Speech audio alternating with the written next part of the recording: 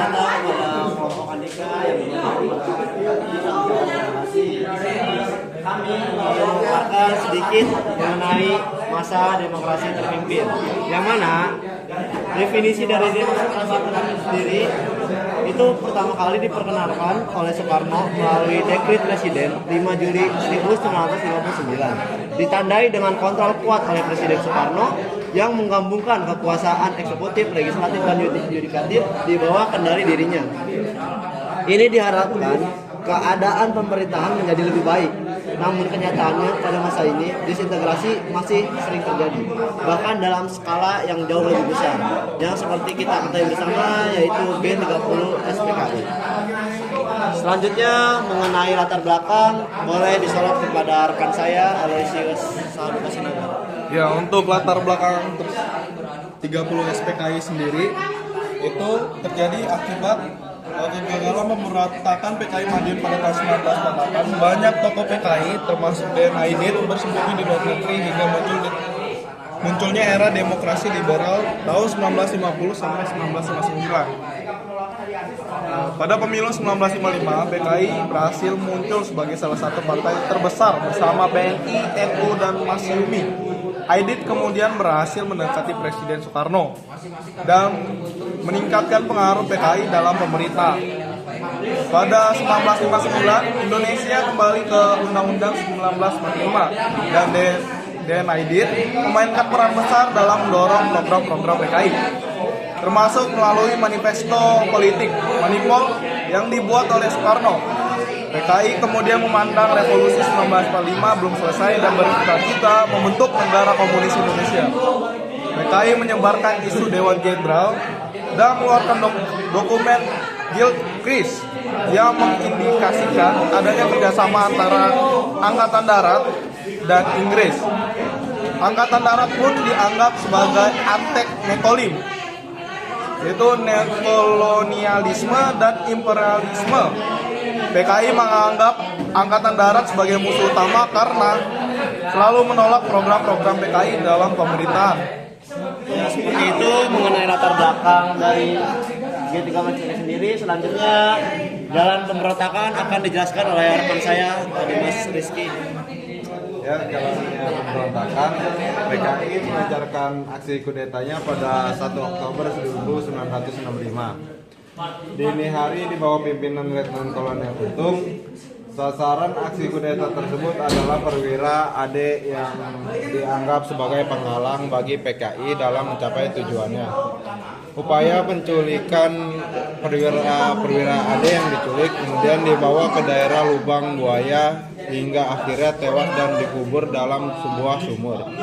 Pada 1 Oktober 1995 pagi, PKI berhasil menguasai radio PRI dan kantor negara telekomunikasi.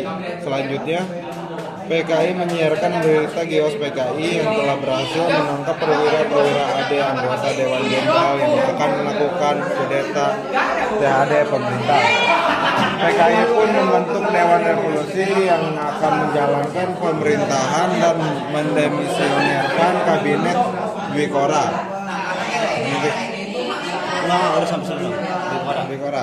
Ya, selanjutnya saya ingin mengenang jasa-jasa pahlawan kita yang telah gugur di perjuangan PKI ini. Yang menjadi korban-korbannya bisa disorot, yaitu ada Jenderal Ahmad Yani, Letnan Jenderal MT Haryono, Letnan Jenderal Suprapto, Mayor Jenderal DI Panjaitan, Letnan Jenderal S. Parman, Mayor Jenderal Sutoyo Siswo Miharjo, bisa dilihat.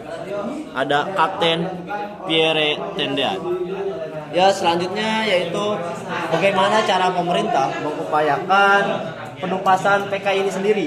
Yang pertama itu kita bisa lihat peristiwa ketika memicu kemarahan masyarakat Indonesia. Mayor Jenderal Soeharto memimpin operasi penumpasan terhadap PKI. Dimulai dengan mengumpulkan dan menyatukan kesatuan yang sudah terpengaruhi oleh PKI, lalu merebut fasilitas strategis seperti RRI dan kantor telekomunikasi Jakarta pada 1 Oktober yang dipimpin oleh Kolonel Infanteri Sarwo Edi Wibowo. Pasukan RPKAD kemudian menguasai Pondok Gede pada 2 Oktober dan pada 3 Oktober jenazah para perwira yang diculik ditemukan di Lubang Buaya atas bantuan perwira polisi. Sulkitman. Jenazah-jenazah tersebut digali pada 4 Oktober dan dimakamkan di Taman Makam Pahlawan Kalibata pada 5 Oktober. Nah, peristiwa G13 PKI itu sendiri menimbulkan amarah-amarah dari masyarakat, sehingga masyarakat membuat Trikora, 3 tuntutan rakyat. Ya, bisa dilihat, rakyat menuntut yang pertama itu adalah bubarkan PKI dan ormas-ormasnya. Yang kedua, bersihkan kabinet dari unsur-unsur PKI. Dan yang ketiga dan juga terakhir, turunkan harga. Nah, setelah peristiwa rangkaian itu terjadi, kemudian turunlah Super Semar atau surat perintah 11 Maret yang mana isinya kita semua tidak tahu seperti apa pada faktanya, tapi yang jelas setelah hal tersebut disampaikan, Soeharto naik jabatan menjadi presiden. Seperti itu. Ya, silakan jika dari kelompok Andika ingin ada pertanyaan. Nih, gue mau nanya nih. Kenapa PKI bisa berkuasa dulu di Madiun?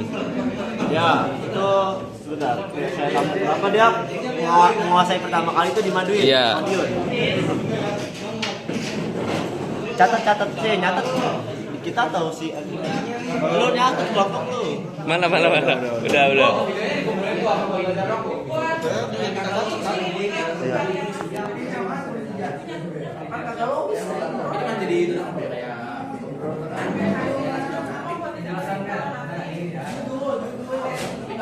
Cut dulu dong.